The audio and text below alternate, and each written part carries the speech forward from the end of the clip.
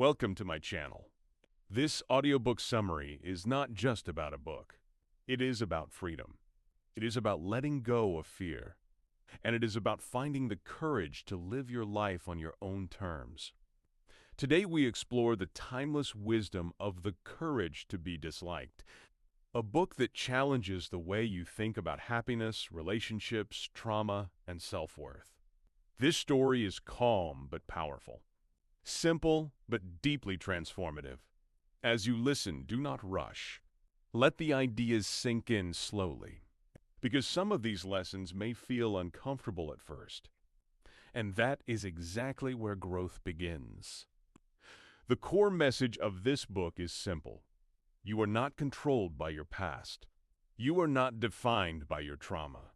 And you do not need everyone's approval to live a meaningful life.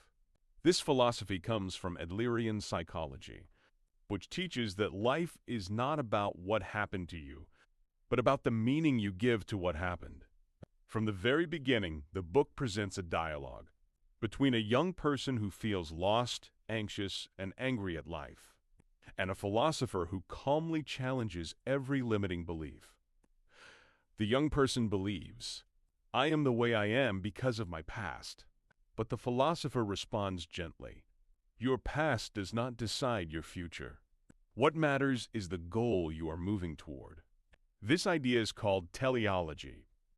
It means we are driven not by the past, but by the purpose we choose in the present.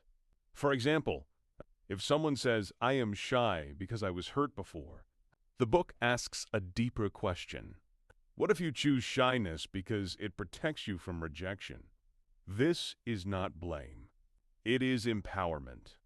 Because if your behavior is a choice, then you can choose differently. One of the most powerful lessons in this book is that emotions are not uncontrollable forces. They are tools we use to achieve goals. Anger, for example, is often used to control others, to avoid honest conversation, or to protect our pride. When you understand this, you stop feeling like a victim of your emotions and start becoming the author of your actions. Another core teaching is the separation of tasks. This lesson alone can change your life. The book explains that many of our problems come from interfering in other people's tasks or allowing others to interfere in ours.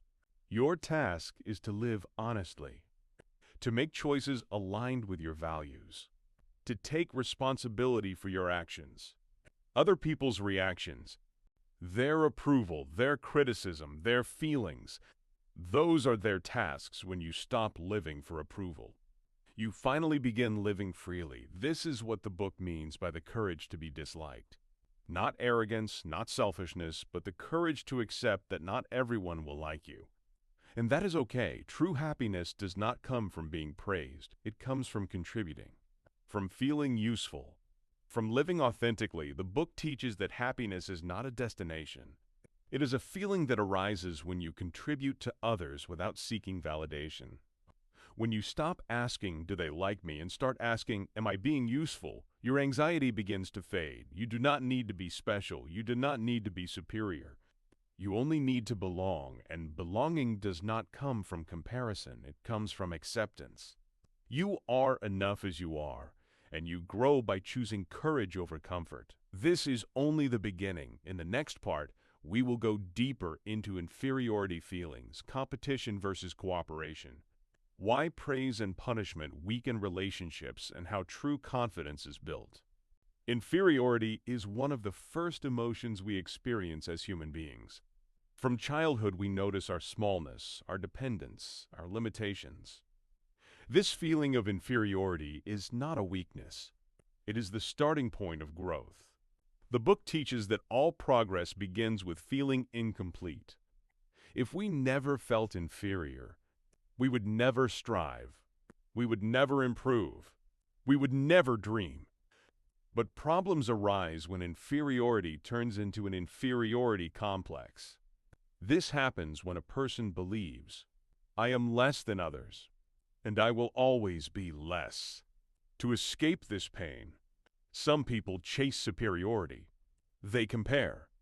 They compete. They seek to win. Others give up. They tell themselves, why try?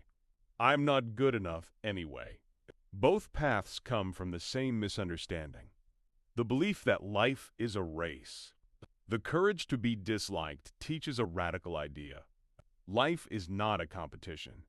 There is no ranking, no finish line, no one to defeat.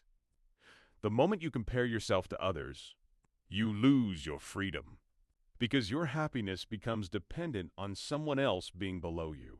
True confidence does not come from being better than others. It comes from accepting yourself without comparison. When you stop competing, you stop competing. You start cooperating. The book emphasizes community feeling, the sense that you are part of something larger, that your existence has value simply because you exist. Contribution is the key, not superiority. You do not need to be admired. You need to be useful. Usefulness does not mean self-sacrifice. It means recognizing that your presence can benefit others. In small, quiet, meaningful ways, one of the most challenging lessons in the book is the rejection of praise and punishment. We are taught that praise motivates, that punishment corrects, but the book explains praise places one person above another, and punishment creates fear, both weak in equality. Instead, the book introduces encouragement. The encouragement focuses on effort, not results. It says, I see you, I trust you, you are capable. When people feel encouraged, they act from inner motivation, not fear, not approval seeking. This applies to parenting, to leadership, to relationships, and to the way you speak to yourself. Yes, the way you speak to yourself. Many people punish themselves with harsh inner voices, calling themselves lazy, stupid, unworthy. The book gently asks, would you speak this way to someone you love? Self-encouragement is not self-praise. It is self-respect. Another profound idea in the book is that trauma does not determine behavior. This does not deny pain. It does not minimize suffering. It simply states two people can experience the same event and live completely different lives. Meaning matters more than memory. If you believe your past controls you, you give it power. If you accept responsibility for your present choices, you reclaim your freedom. This is not easy. It requires courage. Courage to be misunderstood. Courage to be disliked. Courage to stand alone. But standing alone does not mean isolation. It means independence of thought. When you stop living to meet expectations, you finally meet yourself. The book teaches that interpersonal problems are the source of most suffering, and the solution is not control, it is respect. Respect others by allowing them their tasks. Respect yourself by owning yours. You cannot change others. You can only change how you relate to them. Freedom begins there. One of the most liberating ideas in this book is that happiness is not something you wait, for it is something you choose. Many people believe I will be happy when I succeed, when I am loved, when I am recognized, but the book challenges this deeply. Happiness is not a reward for achievement. It is a stance toward life. You decide to live as a happy person by choosing courage, by choosing contribution, by choosing presence. The book explains that living in the present is essential, not clinging to the past, not obsessing over the future. The present is the only place where life happens. When you constantly ask, why did this happen to me, you stay trapped. When you constantly ask, what if I fail, you become paralyzed. But when you ask, what can I do now, you regain power. Living in the present does not mean ignoring goals. It means not sacrificing today for an imaginary tomorrow. Another core teaching is about love and relationships. The book describes love not as dependency, but as mutual respect. Many relationships fail because they are built on needs. I need you to validate me. I need is a big, different evil screed apart it. Is the courage to see the other as an equal, not someone to control, not someone to rely on for identity. Love grows when both people stand on their own feet. The book also speaks about being disliked, and this is where many people feel fear. We want to be liked, accepted, approved, but approval is fragile when you live for approval. You surrender your freedom The courage to be disliked means accepting that disagreement is not rejection, that someone disliking you does not mean you are wrong, that being authentic will naturally repel some people. And that is a sign you are finally being honest. The book teaches that avoiding dislike leads to a life of quiet resentment, while accepting it leads to peace. Another important lesson is about responsibility. Freedom and responsibility cannot be separated. When you say, I choose this, you also say, I accept the outcome. This can feel heavy, but it is also empowering, because it means your life is not an accident. You are not here to fulfill someone else's expectations. You are here to live. The philosopher in the book repeats this truth. Life is a series of moments, not a story written in advance. You do not need to know the entire path. You only need the courage to take the next step. Contribution again becomes central. When you contribute, even in small ways, you feel connected, and connection dissolves loneliness. Not through dependence, but through shared humanity. You matter because you exist.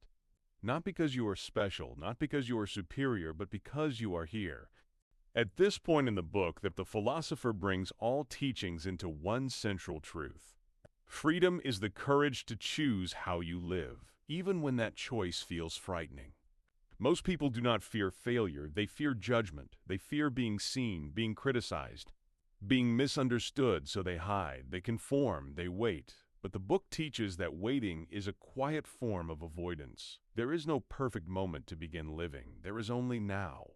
The philosopher explains that life is not a straight line. It is not a story where everything must make sense. Life is lived moment by moment, through choices, through actions, through presence. When you try to control how others see you, you lose sight of who you are. When you stop asking, what will they think, and start asking, what do I believe, your life becomes lighter. Another powerful teaching is about courage. Courage is not confidence. It is not loud. It is not fearless. Courage is acting even when you feel afraid. The courage to be disliked is the courage to live honestly, without masks, without performance. You do not need to explain yourself to everyone. You do not need to convince anyone of your worth. Your life does not require permission. The book also challenges the idea of self-centeredness. Living for yourself does not mean ignoring others. It means taking responsibility for your choices, while respecting the autonomy of others. When you respect tasks, you stop controlling and you stop being controlled. This creates healthy distance and true closeness. The book speaks about loneliness in a gentle way. Loneliness does not disappear by being surrounded. It disappears by belonging. Belonging is not fitting in. It is standing as you are and still choosing to contribute. Contribution gives meaning. Meaning gives strength, even in pain, even in struggle. This is why the book teaches that even suffering can be meaningful. When you choose how to face it, you cannot always choose your circumstances, but you can always choose your attitude. This choice is quiet, internal, and powerful as the dialogue nears its deeper insight. The philosopher offers a final perspective. Live as if you are dancing, not racing. Not proving, not chasing applause. Dancing means being fully present, enjoying the movement. Accepting imperfection. You may stumble, you may be watched, you may be judged. But you keep moving. That is life. Not perfection, but participation. You do not need to become someone else to deserve happiness. You only need the courage to be who you are. The Courage to Be Disliked is not a book about rebellion. It is a book about liberation. It teaches that you are not a prisoner of your past. You are not shaped by trauma alone. You are shaped by the meaning you choose today. It reminds you that emotions are not enemies. They are signals, and you have the power to respond rather than react. It shows that inferiority is not something to erase, but something to use as fuel for growth. Without comparison, without competition, it teaches that life is not a race, and happiness is not a prize at the end. Happiness is a way of walking, a way of choosing, a way of being present. You learned that separation of tasks is essential, that your responsibility is to live honestly, and others are responsible for their reactions. You learned that approval is not freedom, and being disliked is not failure. You learned that courage is not loud. It is quiet and steady and deeply human. You learned that contribution gives meaning, that belonging comes from participation, not perfection. And above all, you learned that life begins when you stop asking for permission. You do not need to be special. You do not need to be superior. You only need the courage to be yourself. If these ideas resonated with you, if you felt seen, if you felt challenged, if you felt calmer, then this message has already done its work. Take what serves you, move forward gently, and live with courage. Thank you for listening. If this audiobook summary helped you, please subscribe to the channel so you can continue this journey of growth, clarity, and inner freedom together.